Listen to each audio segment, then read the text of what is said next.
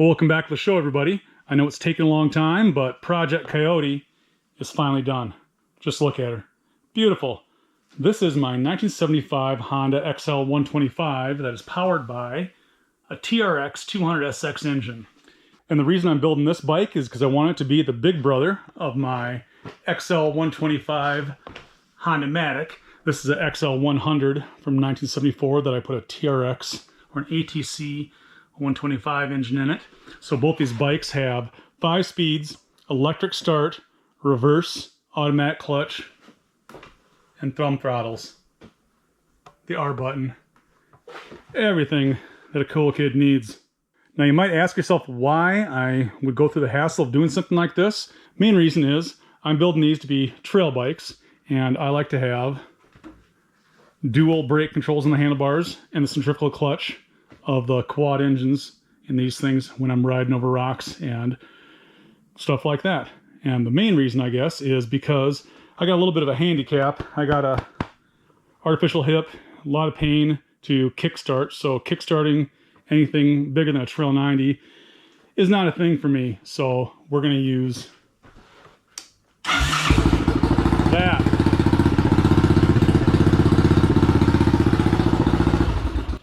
Much easier on the hip. So in this video, I'm just going to take you around the whole bike. We're going to look at all the details and show you how everything was put together and built. And let's just start with the frame. All right, when I bought this thing, I got it for $100. It was just a rolling chassis, and it looks something like this. Let's just do a little preview of that and show you what this thing looked like when I started.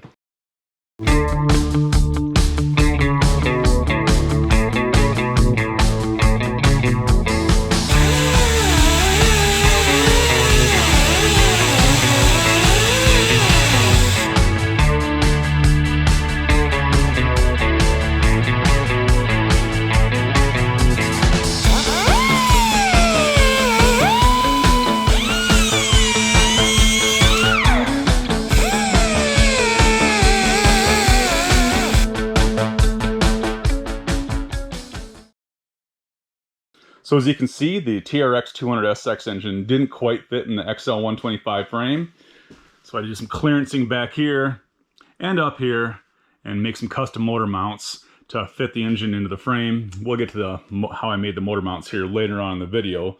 But right now, I had a problem with the engine. The engine was in really, really rough shape. The previous owner didn't maintain the chain on the TRX200SX engine and snapped the chain, threw it into the crankcase, and kind of cracked it just like this right here. It must be a common thing on these 200SXs. But yeah, so oil was just flying out the back of the engine right there. I had some weird noises up here. Found out when we pulled it apart, the oiling chain was so stretched out, it was off the oiling chain sprocket and just hanging there loose. The pistons, the piston looked terrible. The rockers, yeah, check this out. Yeah, I don't think rockers are supposed to look like that. But yeah, so we ended up having to pull the entire engine out. When we got down to just the crank bearings were wobbly. It was in really, really rough shape. So I did a whole rebuild, tear down and a rebuild videos. This video and this video, if you want to check those out on my channel, if you're interested in rebuilding these, a lot of good information there. But for now, let's just fast forward through the engine rebuild and show you how I got it to looking like this.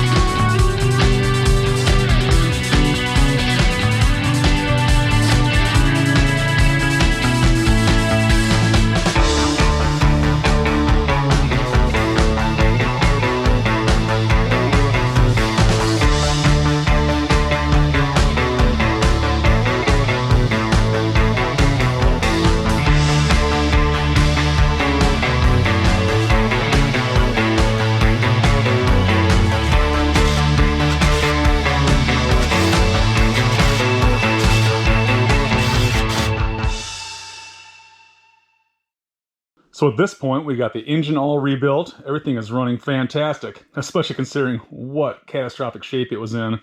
But, yep, made some custom Honda Trailmatic badges for the side of it. Everything, the crankcase itself is painted in a single stage urethane PPG paint, automotive paint, so that's solvent resistant. It's going to stay shiny forever. The jug and the head area, that I used VHT engine paint up there. Handle the higher temperatures of the combustion area better than the automotive paint can. I had to make a custom intake because the intake that was on the TRX200SX went straight back and it was hitting the frame. So I chopped up a fork off of an ATC 110 because it had the perfect bend in it right there. And I made a little flange out of some metal, welded that all together, and we got an intake. Crappy Chinese carburetor on here right now. I need to find another original carb to put in there eventually one day. The exhaust, from this point here to here is the original TRX200SX pipe. Here I welded together a few other pieces of scraps I had. I think this shield back here is off a TRX125 that I chopped the end off. Put that there. The muffler, this is a universal DG muffler. Found the scrap pile. Weld that on there. Took the guts out of it, and I put a baffle out of a 883 Sportster in there. And then a Fitch USFS spark arrestor. It's a little loud. It's the same thing I did on the 125 over here. This one sounds fantastic, but the extra 75 cc's really makes a lot of dBs on this guy. It's all right. It sounds like let's say like a quad that a high schooler would own. Not bad. It's just a little loud. Yeah, it was really cool to see that busted up engine come to life, especially considering how catastrophic it was. Kind of gave me the guts to get another one and rebuild this guy for my Honda three-wheeler over here that I'm making. So after the engine stuff was all done, I had to tackle some of the body work. Now I did some custom stuff on here because I wanted to use an XL125 tank because I really like the looks of that tank. An XL175 seat because I want a little bit wider seat for trail riding, a little more comfortable. And to get that all to work, big problem I had was the stroke of the 200SX engine is a lot taller than the XL125 engine, so I had to raise the tank up a couple inches to barely clear this little oil checker hole right there. But yep, had to weld some mounts up there and back there to get this all to work. But in doing that, I needed to make some custom side panels. And I ended up making these from scratch out of fiberglass. So I kind of mold these tabs in here to pop onto the mounts there, and it just turned out lovely. Yep, how I did that, I made some molds out of this dry foam, and then a whole bunch of fiberglass and Bondo and bodywork and paint later. It looks like this. Yeah, I go through the whole process in this video right here. Yeah, I think you want to check that video out if you're curious of how I made those, or if you're just interested in fiberglass in general. Yeah, be sure to check out that video and spin on over the channel, subscribe. I think you're going to like it. So now on to the seat. I got this off eBay. It was a rusted out seat pan, messed up foam, had a lot of chunks missing out of it, but I went through and fixed that all up. I do have a full video of the seat restoration in this video right here, how I go through derustifying the seat pan and fixing the seat foam and all that.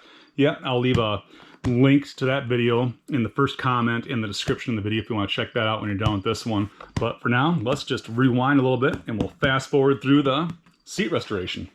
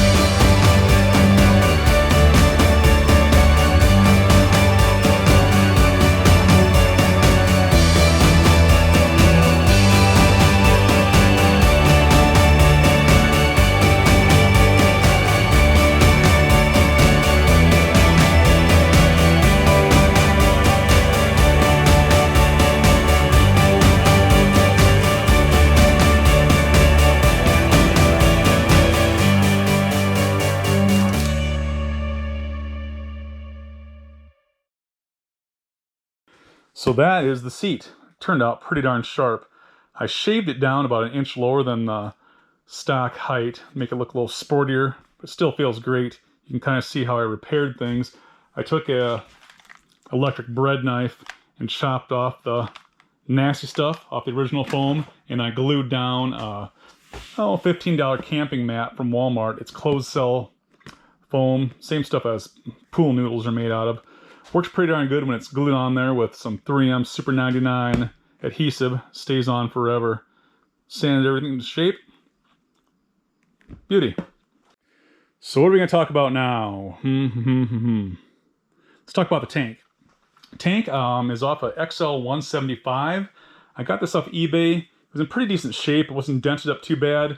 There were a couple of rust pinholes in the back, and I also had to chop off the original petcock and weld a new bung in to relocate the petcock to clear the XL125 frame, but it ended up working out fantastic. The stripes I cut on my vinyl cutter. That's just gloss black Oracal vinyl. I might, if I really like this paint scheme, I might end up painting this in the near future, but this is a test run. I made it out of vinyl just to see how I like the looks of it. I think I like the looks of it. Honda made this from scratch as well. What else? You know, I think probably the best way to show you how I went about doing the tank is we'll just rewind the video a little bit and we'll blast through this. Check it out.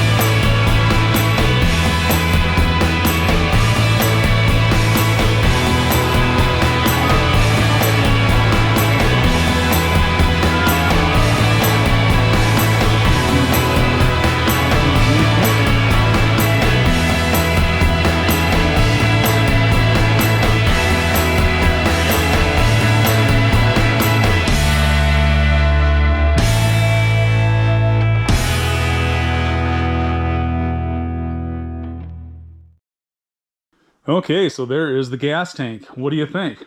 So the whole process there, yeah, just rusty, leaky gas tank off eBay. Rolled the tank with some citric acid on the inside of it to get the rust and gunk out of the inside. Used some gas welding to patch up a couple little pinholes and put a new petcock on it. Scraped all the paint off, and then I epoxy primered everything, did a little Bondo work, block sanded everything perfectly smooth. At that point, I used a single stage urethane automotive paint in Mopar Vitamin C orange. It's a little bit of a metallic orange. Beautiful. Oracal 651 vinyl stripes cut on my vinyl cutter. A Pour 15 tank liner. Not that it leaked after I did my welding, but I figured Why not? We'll put the tank liner in there since everything was just bare metal. Just in case something were to leak in the back end someday down the road. We should be a-okay now. This thing should be good for a lifetime. Yeah, and since we're talking about pretty paint, let's talk about the most controversial thing I do on my channel. I paint old motorcycle fenders and plastics. And it sticks. Trust me, it sticks! No, you just gotta paint it right. Prep everything like you would an automotive plastic bumper and use the same type of paints that they use for that type of stuff. Yeah, it sticks. I mean, it's not gonna take if you like run into a tree or something like that and smash the fender in half, but neither will bare plastic fender either. So, yep, let's just kind of go through how I did these fenders. These things were totally sun-baked and roached out, and also they were gray when I started, and I made them look lovely. Things are a little dusty right now, but I assure you they are just glassy, perfect. So yeah, let's rewind a little bit again and show you how I painted my fenders.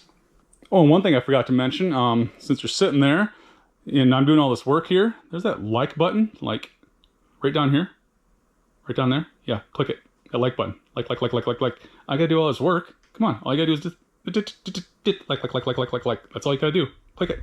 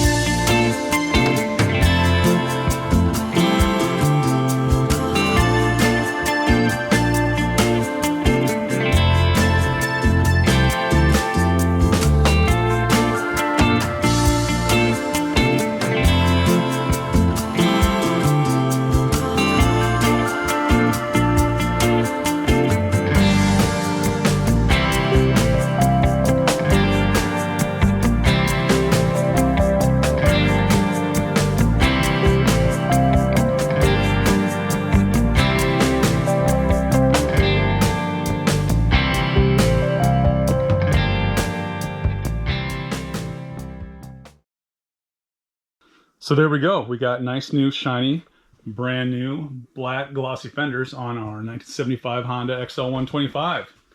They look lovely. I know I'm probably still going to get some comments, people saying, it's not going to stick, it's not going to stick, it's going to crack. Hold on. As long as you don't ride your bike like a smelly butthole and just take care of it, it's going to be fine. It's going to be fine. I've done this many a time before and it holds up just fine. So usually what I do in my process, I'll sand the underside with 80 grit sandpaper and the upper with 120 grit sandpaper, and then I'll shoot everything with epoxy primer, a really light coat. Well, that's setting up. I'll put a coat of 2K urethane filler primer, surfacer primer on that, and then block sand everything perfectly smooth. Shoot everything with single stage urethane black, and it is lovely. Yep, barring me wrecking it, which I've been known to do, this is going to hold up just fine. It's going to be just fine. I mean, it's like I don't have any other options. Like I can't go to Walmart and say, hey, where's your black 1975 XL125 fenders? Not going to happen. You got to do what you got to do. Trust me, it's going to work. Oh, just in case anybody asks, no, this isn't the mud flap, and this fender isn't on backwards. That's how they're supposed to be. And also, I had to make a little custom mud flap back here. I kind of just went to O'Reilly and got a hard plastic mud flap, bent it in the vise, cut it out the shape I wanted to give me a little more protection down here so I'm not splashing mud up on the cooling fins on the engine. Yeah, looks lovely, very utilitarian. Goes along with that really, really nicely. So now the name Coyote, where did that come from? I don't know. You know, I didn't want to call it like a XL or CB or CBR or anything like that. I wanted to give it a name. I kind of like my buddy's Fat Cat, so we're going to call this thing a Coyote. No reason. Yeah, just no reason for it. It's just something that popped in my head. This is the Coyote 200. So these graphics, I made those custom as well. Drew up the little wolf, little moon. This is just a vinyl down here, 3 layers, black, yellow, white, and that's what we got. What else are we gonna look at on here? Some little odds and ends.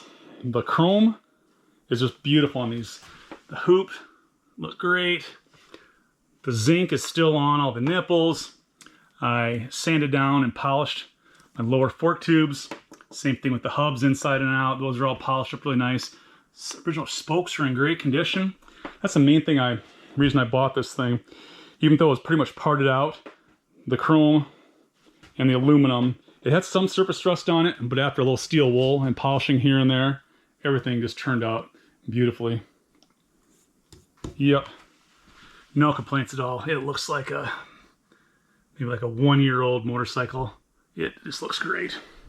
Right now I've just got some reproduction gauges on here. I do have the original ones, but I didn't want to put them on here just because they're just really nice, and this is gonna be something I want to ride. I don't want to ruin the original ones, so I put a high performance KMH speedometer on here, so like when I'm driving I can go like almost twice as fast. It's just fantastic.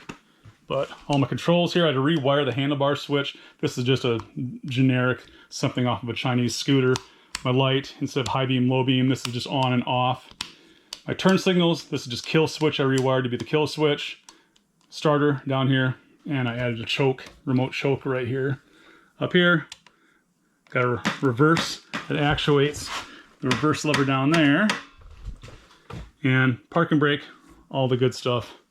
Thumb throttle. What else do you need? What else do you need? Let's see. What else are we gonna talk about?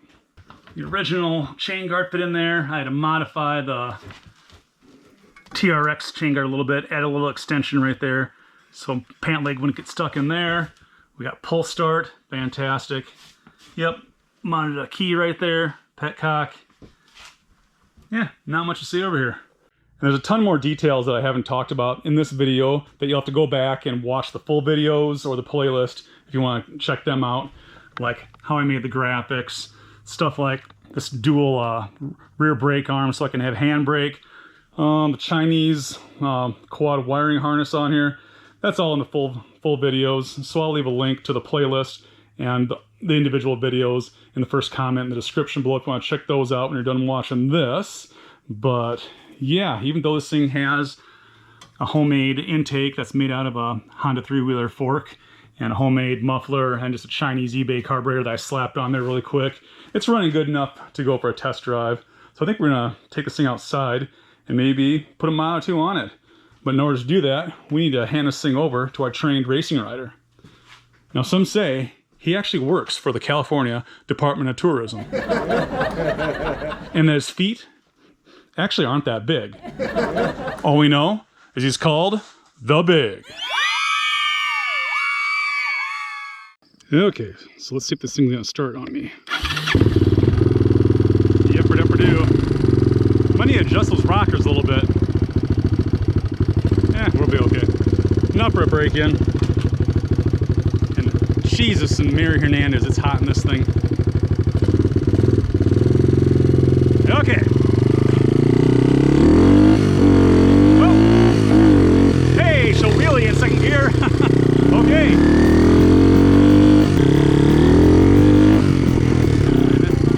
Maybe a little rich.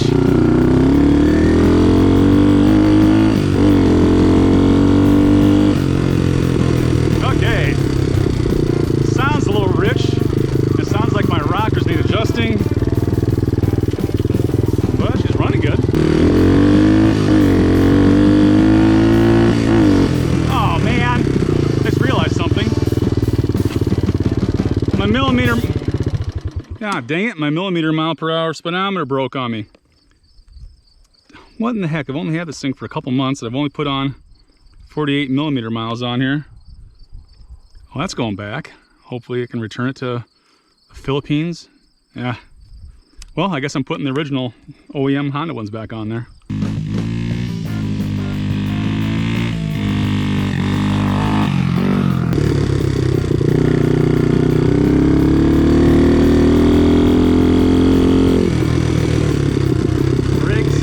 Rear handbrake can be tightened up. Let's see how agile it is.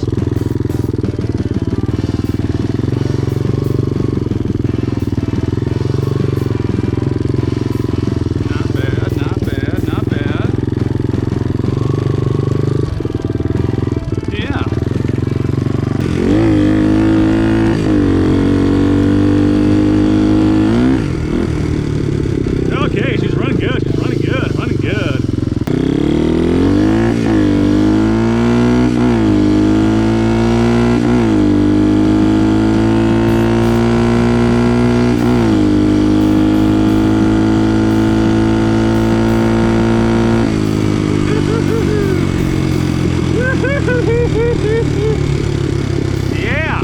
Let's see how comfortable she is in the ditches.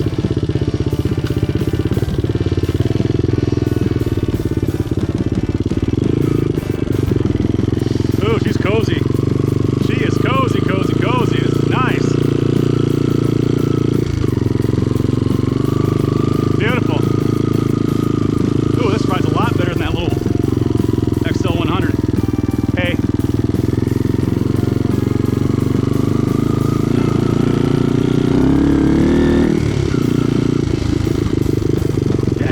Chinese carburetor that's not jetted yet. Huh. Gosh, I can't wait till I get this thing get the real carburetor on here, jetted. This thing's kind of a little bit of a rocket. I like it.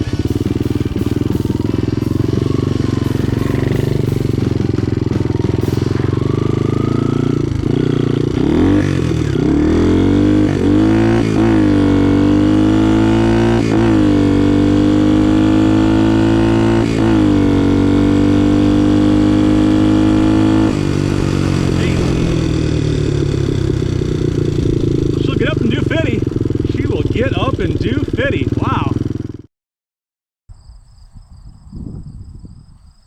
How about, come here. How about?